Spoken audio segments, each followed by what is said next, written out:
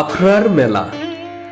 পৌষ সংক্রান্তির এই ঐতিহ্যবাহী গ্রাম্য মেলায় জড়িয়ে আছে লাখো মানুষের আবেগ ও অনুভূতি। কারো কারো কাছে তো শৈশবের অনেক আনন্দঘন মুহূর্ত বীজ বপন করে আছে এই আফরার মেলাকে ঘিরে। শত বছরের প্রাচীন এই উৎসবকে ঘিরে আনন্দের বন্যা বয়ে চলে পুরো অঞ্চল জুড়ে। দক্ষিণবঙ্গের এই বিখ্যাত মেলা নিয়ে সকলের আগ্রহ যেন সীমাহীন। আফরার মেলা নামে প্রসিদ্ধ হলেও এটি মূলত বসে নড়াইল সদরের শেখাটি ইউনিয়নের শেখোয়াটি গ্রামের ভৈরব নদের ত্রিমোহনার পাড়ে। নদীর এক পারে যশোর সদরের বসুন্দিয়ার আফরা, আর অন্য পারে নড়াইল সদরের শেখোয়াটি গ্রাম। ধর্ম বর্ণ নির্বিশেষে এই মেলা প্রতি বছর হয়ে চলেছে শত বছরেরও অনেক বেশি সময় ধরে। 2 থেকে 3 কিলোমিটার পথ অতিক্রম করে আফরার মেলার ভেতরে ভৈরব নদীর পাড়ে এসে। আর এখানে ফেলে কি জন্য এটা মূলত? তারপরে যদি আমার শারীরিক কোনো সমস্যা হয় এগুলো মানত করে তুলি, এই জায়গা সেরে যায়। এই জন্য আপনি গোসল করবেন এখন? এই জন্য এই জায়গায় আমরা গোসল করবো, আর যা মানত করা আছে এগুলো আমরা দেবো। ও আচ্ছা, কি কি আনিছেন মানতের জন্য? ডাব গাব, তারপরে ভোগ আছে। আচ্ছা, এগুলো দিয়ে আপনারা আর কি এটা আপনাদের রীতি অনুযায়ী করবেন। আসবে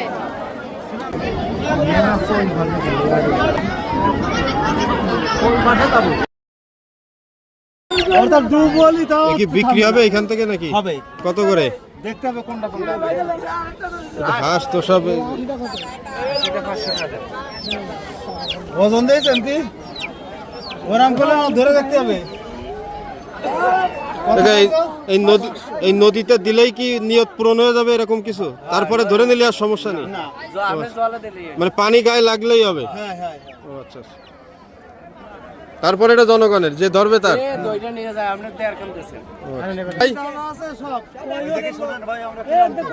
ক্লান্ত ভাইরা ডাব ধরতে ধরতে ক্লান্ত। ডাব তারপরেও কে বলবে পিস কত? আচ্ছা, এই ডাব তো পানিতে ফেলার পরেই নিয়ত ক্লিয়ার নাকি? আচ্ছা, তারপরে যে নেবে তার, এটা কোনো বাধা নিষেধ নেই। এবার বিক্রি কত করে পিস? 40-50 এরকম। তো প্রতিদিন কি 500-600 ডাবও তো হয়ে যায় নাকি সকাল থেকে রাত? লবণ আছে, চাউল আছে,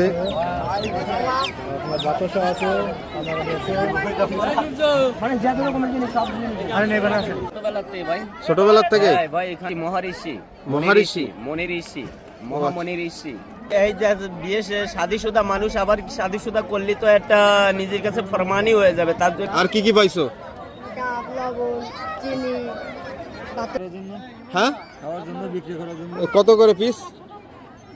পানিতে দিবা না দিছো? হ্যাঁ, তুমি পুষবা? ধরিছো? আছে তো মার্কেট ছাড়া নাকি?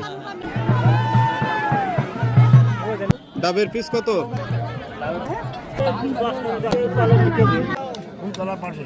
আংটিতে কি কি কাজ হবে তাহলে? এই আংটি পরে থাকলে ঘন প্রস্রাব হবে না? কাজ নয় তাহলে কি ব্যাগ নেন? কাজ না ব্যাগ নেবেন না? 350। আর মিষ্টি পিস? পিস 10 টাকা। 80 টাকা। বাতাসা কত করে?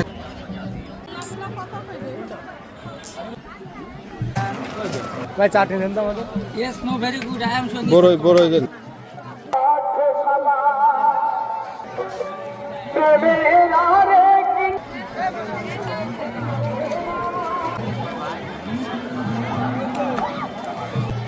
ওয়ালাইকুম আসসালাম। ধন্যবাদ। বলেছিস খাওয়া হয়ে গেছে। সার্কাস কাকা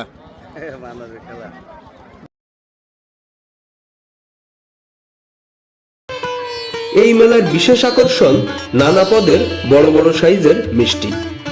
পূর্বে যদিও এই মেলাকে ঘিরে 15 থেকে 20 রকমের জুয়া খেলার আসর বসত, কালের অবর্তমানে হারিয়ে গেছে জুয়ার কোর্ট, বায়োস্কোপ সহ নানান কিছু।